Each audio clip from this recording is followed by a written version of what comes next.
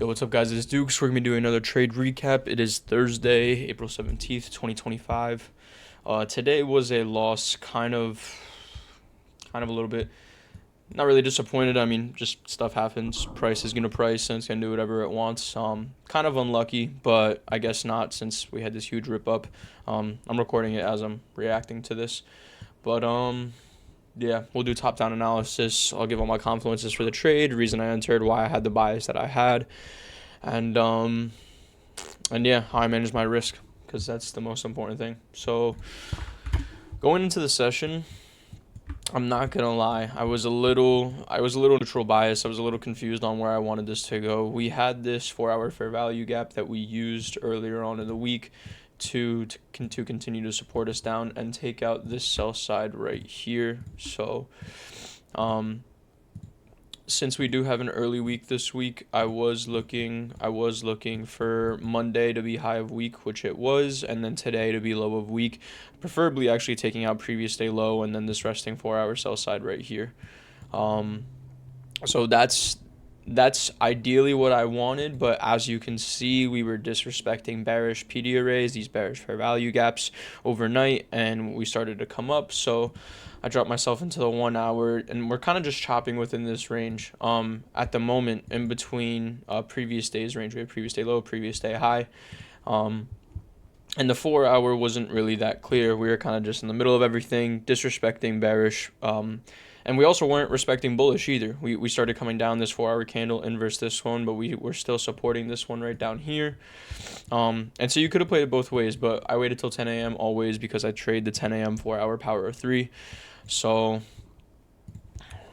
right here, we had 9:30 open, came down, kind of just chopped around for a little bit, and then 10 a.m. opened up, and we just continued to go lower. And we actually took out that sell side that was resting right along here on the 15-minute as well as Asia low. So I wanted to get in short right around here to target Asia low and this resting sell side, but I had no opportunity. I was actually going to take it off of this 15-minute order block created right here, but I didn't like the structure that we had, and there was no internal sweep, just a reaction off of this 1-minute fair value gap right here. So not something I was willing to take, but continuing on with the session, as we came in, we started getting really heavy past new day opening gap.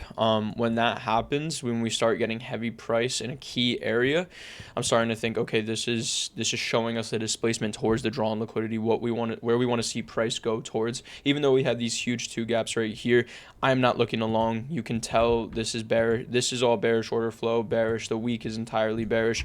If you go look at the 1 hour, 9 a.m. had this bearish candle put in, and then 10 a.m. followed and my bad, 10 a.m. followed and closed below it. So even though that's hindsight, I'm still looking for bearish order flow for the rest of the day, and I'm looking for previous day low.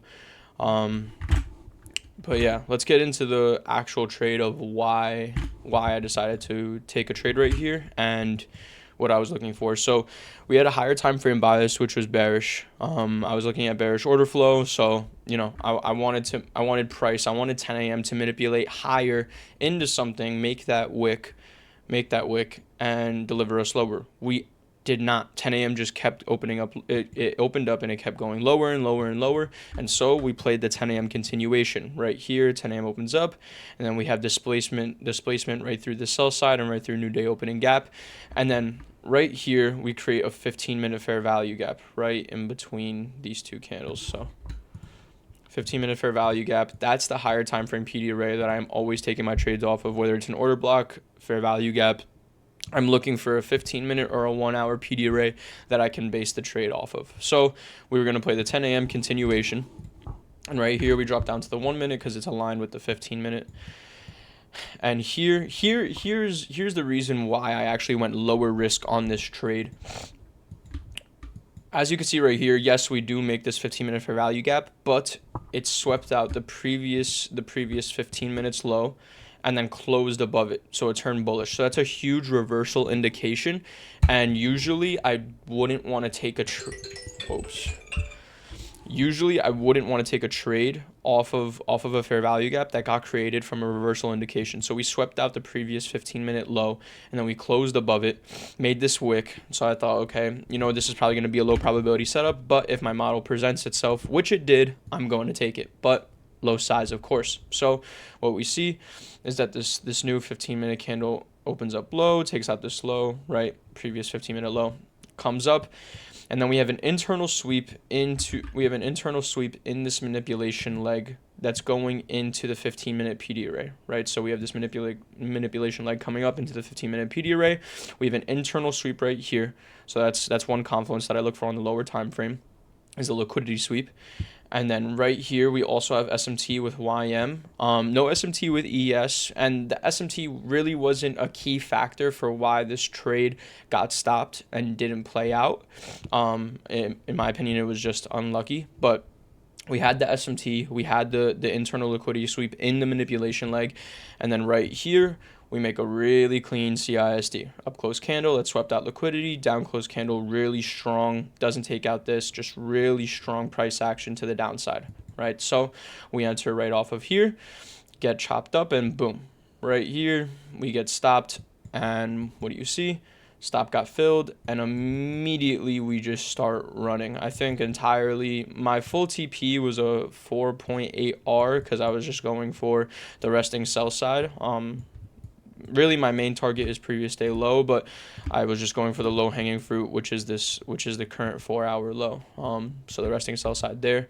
It ran for about 1.3 before. Honestly, don't know what this really bullish price action is. Maybe Trump was speaking, but I wanted to get a re-entry here, but it ended up hitting my break even anyways. This 1 minute fair value gap and equilibrium of the range. Since there wasn't really that many PD arrays to go off of for where to go break even, I thought this was a good spot. I mean, it's basically 1 to 2. Equilibrium of the range got hit, so we already rebalanced it. So we might want to go back up, but I got hit. My break even got hit, and I wasn't able to get a re-entry. But it just sucks. I literally got stop hunted by maybe like 1 or 2 ticks, and then it started running towards my TP.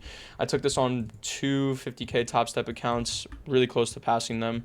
Been taking them slow, but yeah, I only risked 166 because this was a low probability setup because of the way that this 15-minute fair value gap was created and how we had this reversal pattern from it. And there was no true SMT with ES, just one with YM, which is okay, but preferably that's not really what I am looking for. But we did have all the confluences, and I think I just got unlucky with my stop getting filled. But yeah, that's it. I'll probably be back in the PM, but it is end of the week, so I don't expect anything high probability in PM just because it's the last day of the week, and usually price slows down as the week comes to an end. So only if it's A+, I'll take it, probably a 2 p.m. 4-hour power 3. But yeah, that's about it. And yeah, thanks for watching. If you want to follow for more trade recaps, I'll be doing those every single day, 11 a.m. And yeah, see you guys later.